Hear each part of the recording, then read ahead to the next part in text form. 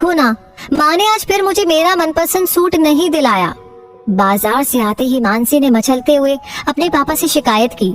ओहो रमा, तुम भी ना दिला देती बच्ची को उसका मनपसंद सूट। गुप्ता जी ने अपनी पत्नी से कहा। रमा ने कहा, अच्छा जी, कैसे दिला देती? एक ही तो बेटी नहीं है आपकी, अगर इसे दिलाती तो छोटी का मुंह फूल जाता, और फिर महीने का बजट उसका क्या? अरे मेरी लाडो बेटिया, तू चिंता मत कर, तुझे ऐसे बड़े घर में ब्याहूंगा कि वहाँ तुझे किसी भी चीज की कोई कमी न होगी। राज करेगी मेरी बिटिया रानी। गुप्ता जी ने मानसी को लाड लडाते हुए कहा। किसी बड़े घर में ब्याहने का सपना लेकर ही मानसी बड़ी हुई थी। सुंदर और सुघड़ तो वो थी ही, अच्छे अच्छे घर से उसके लिए रिश्ते आने लगे। एक दिन जब पास शहर के अच्छे बड़े घर से रिश्ता आया तो गुप्ता जी को लगा कि उनकी तलाश पूरी हो गई। लड़के वालों की बस यही डिमांड थी कि बारात की खातिरदारी अच्छे से होनी चाहिए। इतना अच्छा रिश्ता देखकर गुप्ता जी ने उनकी ये मांग सहर्ष स्वीकार कर ली। अपनी हैसियत से बढ़कर गुप्ता जी ने मानसी की शादी पर खर्चा किया ताकि लड़के वालों को कोई कमी नजर न आए। शादी बहुत ही धूमधाम से हुई। एक से बढ़कर एक साड़ियाँ, लहंगा और जेवर लड़के वालों ने चढ़ाए। मानसी तो अपने भाग्य पर इतरा रही थी। सभी बहुत खुश थे। मानसी शादी करके अपने ससुराल चली गई। इतना आलीशान बंगला, गाड़ियाँ, सब कुछ तो था वहाँ। ससुराल में कदम रखते ही द्वार छिकाई पर ननद ने नेग मांगा। मानसी ने अपने पर्स से 1100 रुपए का लिफाफा निकाल कर दे दिया। ननद ने नाक भों सिकोड़कर सास से कहा, ये क्या माँ, हमारी क्या इतनी ही औकात है?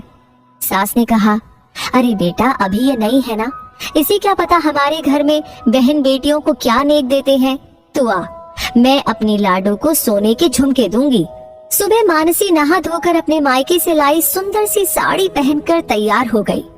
जब वो कमरे से बाहर निकली तो सास ने देखते ही टोका, बहू ये क्या पहन लिया? इतने मेहमानों में ये साड़ी अच्छी नहीं लगेगी। जाओ और हमने जो जरी वाली लाल साड़ी दिलाई थी वो पहन कर आओ। अब तुम्हें हमारे घर के तौर तरीके से रहना होगा। दूसरे दिन पहली रसोई में मानसी ने सबके लिए बड़े मन से छोले भटूरे और हलवा बनाया। डाइनिंग टेबल पर बैठते ही सब बातें बनाने लग गए। देवर बोला, मम्मा मेरा सैंडविच कहाँ है? तो ननद बोली, इतना हेवी ब्रेकफास्ट मैं तो ये कभी नहीं खाने वाली। सास ने कहा, बेटा तुम्हारी भाभी छोटे घर की है ना, उसे क्या पता हमारे घर में क्या खाते पीते हैं। मानसी के पति ने भी बस नाम मात्र ही चखा। एक हफ्ते के बाद मानसी को पग फेरे के लिए बुलाना था। गुप्ता जी ने मानसी की सास के पास फोन करके कहा कि वो कल मानसी को लेने आ रहे हैं। सुबह वाली ट्रेन से आएंगे और शाम वाली ट्रेन से मानसी को ले जाएंगे। ये सुनकर मानसी की सास ने गुप्ता जी से कह दिया कि समधी जी आप तकलीफ ना करें, हम मानसी को गाड़ी से भिजवा देंगे। बात करने के बाद मानसी की सास ने मानसी से कहा, सुनो बहू, इस बार तो हम तुम्हें गाड़ी से भिजवा देंगे, लेकिन अपने पापा से कह देना कि अगर तुम्हें ले जाना हो तो गाड़ी लेकर आ जाए। हमारे घर की बहू इस तरह ट्रेन में नहीं जाएगी। मानसी बेचारी चुपचाप उनकी बातें सुनती रही। अगले दिन मानसी गहनों से लदी हुई अपने मायके पहुंच गई। मानसी के पापा तो बहुत खुश थे कि उनकी बेटी को इतना अच्छा ससुराल मिला है। उन गहनों की चमक में मानसी की आंखों का सोनापन शायद किसी को नजर नहीं आ रहा था। छोटी बहन ने भी उसे छेड़ते हुए कहा, वाह दीदी, आपके तो मजे हैं, इतना ठाट बाट। गुप्ता जी ने कहा, अरे तो चिंता क्यों करती है, तेरे लिए भी ऐसा ही ससुराल ढूंढूंगा। मानसी फीकी सी हंसी हंसकर रह गई। अगले दिन दामाद बाबू मानसी को लेने आ गए। खूब खातिरदारी की गई उनकी।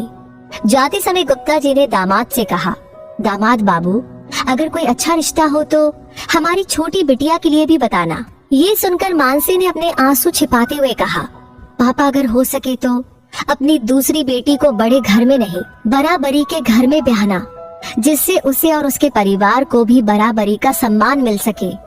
मानसी तो अपने ससुराल लौट गई, लेकिन उसकी इस बात ने गुप्ता जी को सोचने पर मजबूर कर दिया कि कहीं उन्होंने बड़े घर में बेटी ब्याह कर कोई गलती तो नहीं कर दी। वैसे इस कहानी के बारे में आप क्या सोचते हैं? आप क्या समझते हैं, आपकी क्या राय है, हमें कमेंट सेक्शन में लिख करके अपनी राय जरूर बताएं। लाइक आपने कर दिया है, इसे शेयर करना बिल्कुल ना भूले। आपका शेयर, लाइक और आपका ढेर सारा प्यार हमारे लिए होता है असली प्रेरणा इस टाइप की कहानियां आप तक पहुंचाने के लिए, इन पर मेहनत करने के लिए, काम करने के लिए। तो हमारा ये मोटिवेशन लगातार बनाए रखिए हमेशा की तरह।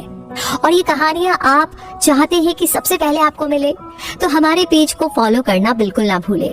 मैं मिलूंगी बहुत जल्दी ही और ऐसी कहानियों के साथ। तब तक के लिए आपसे कहूंगी धन्यवाद।